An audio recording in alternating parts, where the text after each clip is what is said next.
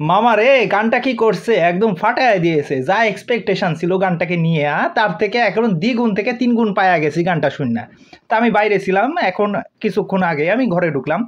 তা যাই হোক, বরবাদ গানটা শুনলাম, গানটা শুনে খুবই ভাল লাগলো। আমি মানে এতটাও এক্সপেক্ট করিনি যে গানটা এতটা মেলোডিয়াস হবে। আর গানটা গেয়েছে হচ্ছে আলিফ, এবং গানটা লিখেছেন হচ্ছে প্রিন্স মামুদ। খুব সুন্দর লিখেছেন গানটা তিনি। আর আলিফের গলায় এই প্রথম গানটা শুনলাম আমি, আর এর আগে আমি শুনিনি তার কোনো গান।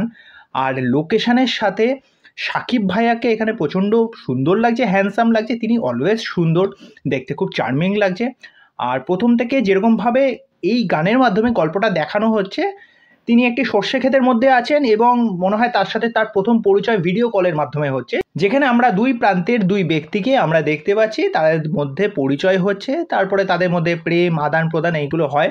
একটা জায়গায় দেখবেন ওই মেয়েটি, কটনি কফি, তিনি ইন্ডিয়ান অ্যাটায়ার পরেছেন, দুল পরেছেন, গলায় হার পরেছেন, সেটা তাকে কিন্তু খুব ভাল লাগছে।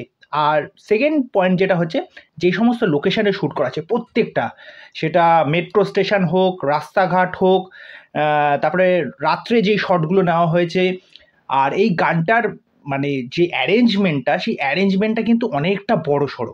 মানে খুব সুন্দরভাবে এটা ডিজাইন করা হয়েছে।